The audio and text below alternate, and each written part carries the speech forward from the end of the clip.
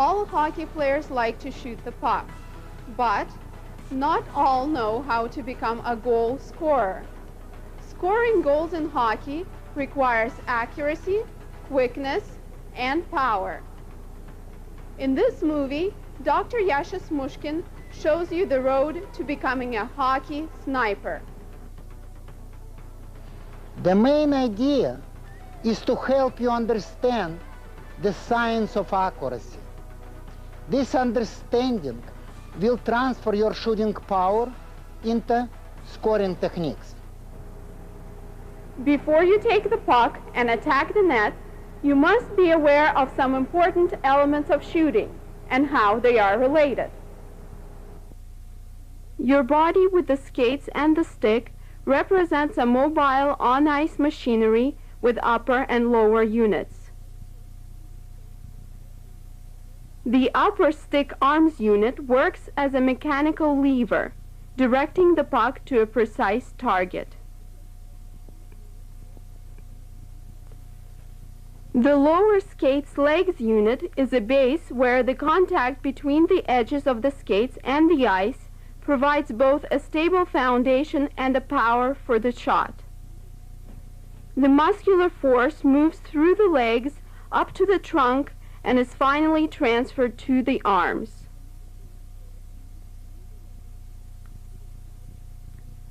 There are two basic body positions in shooting. In the first position, the player is sideways to the puck and is facing the net. In the second position, the player is facing the puck and is sideways to the net.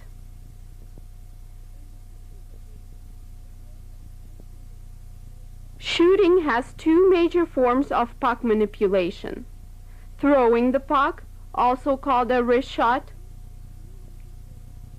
and hitting the puck, also called a slap shot.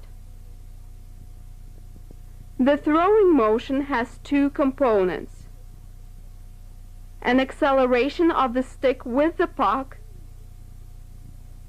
and stopping of the stick with the release of the puck from the stick blade. The hitting motion has four components: a preparatory swing, an acceleration of the stick towards the puck, an impact of the puck when the stick and the puck are moving together, and finally, stopping of the stick with the release of the puck from the stick blade.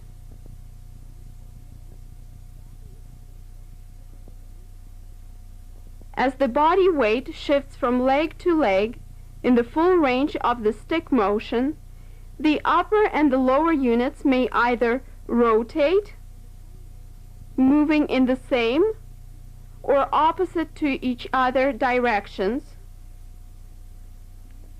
or move together laterally in the same direction as the puck, or in the opposite direction. During the contact phase between the stick and the puck, there are two possible kinds of stick control. The arms and the wrists can act as one unit, moving the stick around the body. Alternatively, the arms and the wrists can act as two separate units, with the arms moving the stick around the body and the wrists turning the stick around its axis.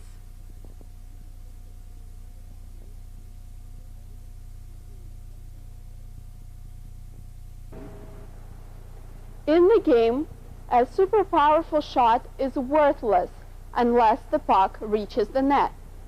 Because of this discrepancy, becoming a goal scorer is like flying to a whole new world. To accomplish this flight, you must learn to shoot the puck accurately before shooting powerfully. Therefore, it is important to know the main laws of accuracy. Law number 1. It is the stopping of the stick during the puck release rather than the acceleration or the impact that determines accuracy. One of the phases of shooting is the travel interval. This is a segment of time when the stick blade and the puck travel together.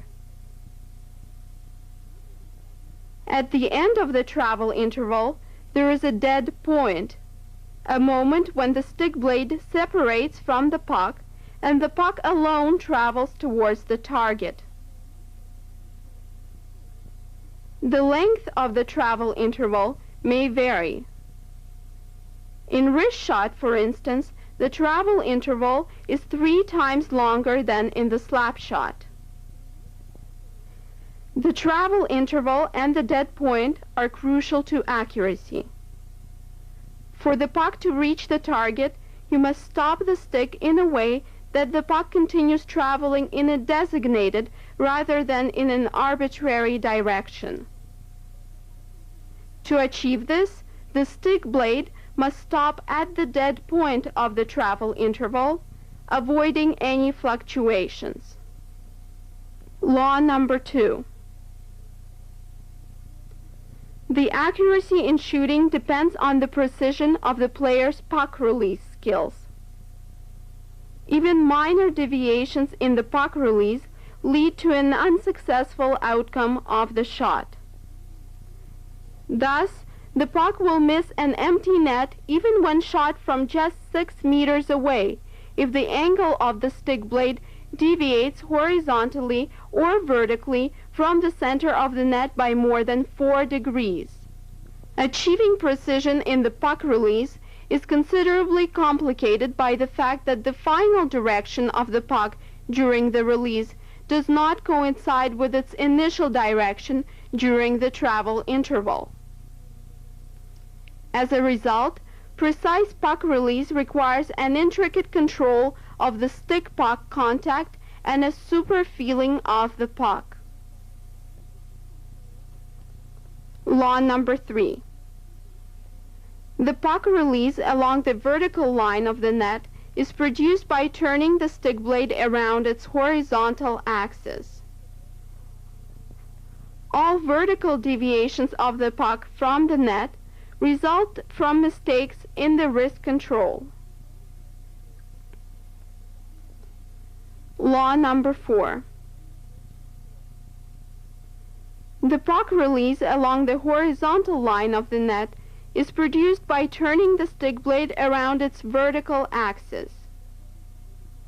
All horizontal deviations of the puck from the net result from mistakes in the location of the stick and the body relative to the net.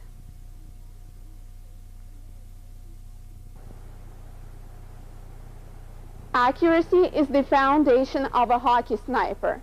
Therefore, you must learn to apply the laws of accuracy. Rule number 1.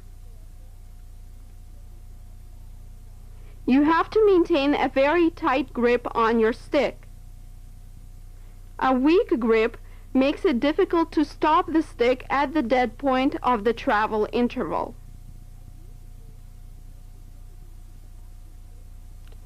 Rule number 2. You have to perfect your puck release skills.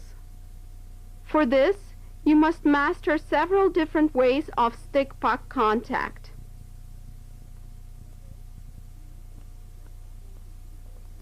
Contacting the side of the puck with the stick blade. This flat contact will send the puck gliding down the ice.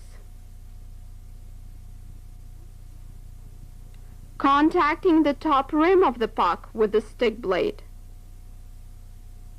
This too will send the puck gliding down the ice. Contacting the bottom of the puck with the stick blade. This will send the puck flying.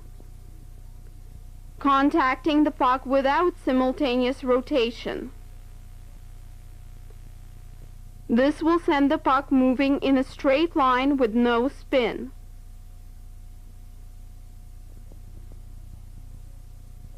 Contacting the puck with simultaneous rotation. This will send the puck spinning and its trajectory will deviate from a straight line. As a result of practicing these skills, you will gradually develop the required intricate feeling of the puck. Rule number 3.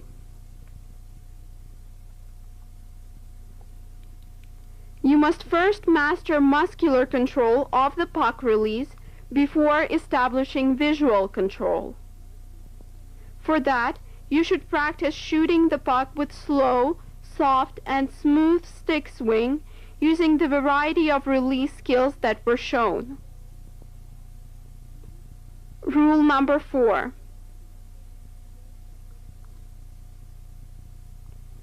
To establish visual control of the puck release, you must have a visible target.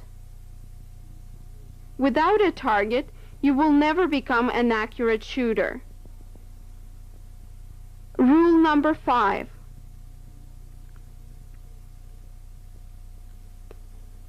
Accurate muscular and visual control of the puck release have to be established first in the throwing skills, or the wrist shot, before you start practicing the hitting skills, or the slap shot. Remember, it is not your strength or your power, but your ability to focus on the task that is the key to accuracy.